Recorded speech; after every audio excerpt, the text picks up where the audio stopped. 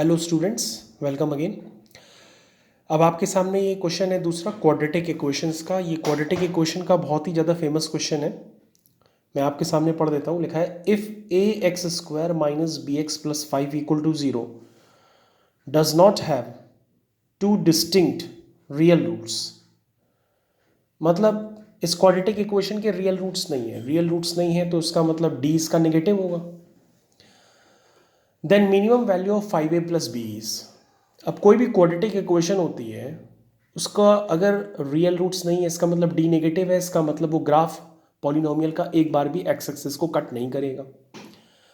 अब x axis को cut ना करते हुए दो तरह के पॉलिनोमियल्स हो सकते हैं। एक ओपनिंग अपवर्ड्स भी हो सकता है, एक ओपनिंग डाउनवर्ड्स भी हो सकता है।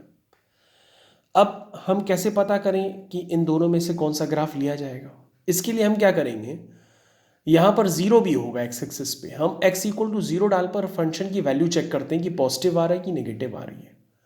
अगर जीरो डालने पर फंक्शन की वैल्यू पॉजिटिव आ रही है इसका मतलब ये ओपनिंग अपवर्ड्स पैराबोला है।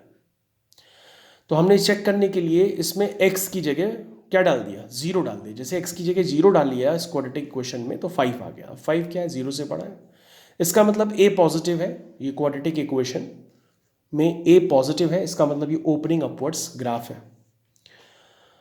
ओके, अब ये वाला ग्राफ रिजेक्ट हो गया है। हम लोग ऊपर वाले ग्राफ को ही कंसिडर करेंगे, इसलिए इस पर टिक का निशान लगा दिया है।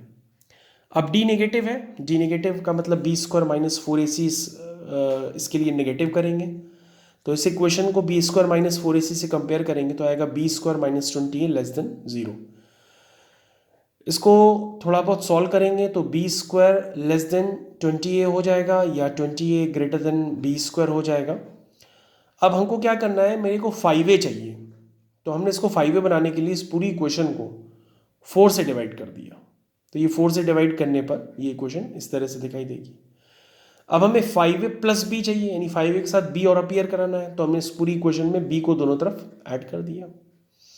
अब 5a प्लस बी की वैल्यू क्या है, greater equal to b square by 4 plus b. अब मेरे को ये भी एक क्या है, ये पॉलिनोमियल है।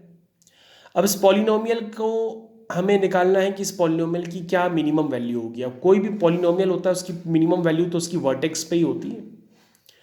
तो चाहे आप इस वर्टेक्स के कोऑर्डिनेट से इसकी मिनिमम वैल्यू निकाल लें, या तो आपको आपके टीचर ने सिखाया होगा कि किसी भी फंक्शन की मैक्सिमम या मिनिमम वैल्यू निकालने के लिए हम उसको y मान लेते हैं, फिर इसको डिफरेंशिएट करते हैं। डिफरेंशिएट करने के बाद मैक्सिमम और मिनिमम वैल्यू के लिए dy बाई dx को जीरो करेंगे। तो यहाँ से b की वैल्यू आएगी -2।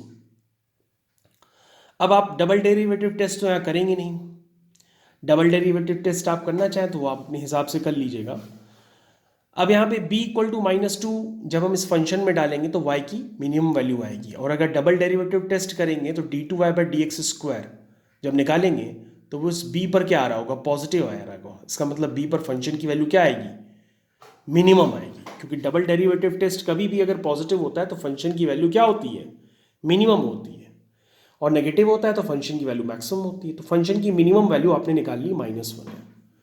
यानी इस b square by 4 plus b की मिनिमम वैल्यू आपने निकालनी -1 और आपको 5a प्लस बी लिख दिया -1।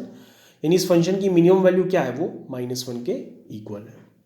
आई थिंक ये आपको सॉल्यूशन क्लियर हो चुका है। इसमें आपको किसी भी तरह का कोई डाउट नहीं होगा। अगर डाउट है तो आप हमें कॉल भी कर सकते हैं। Thank you students.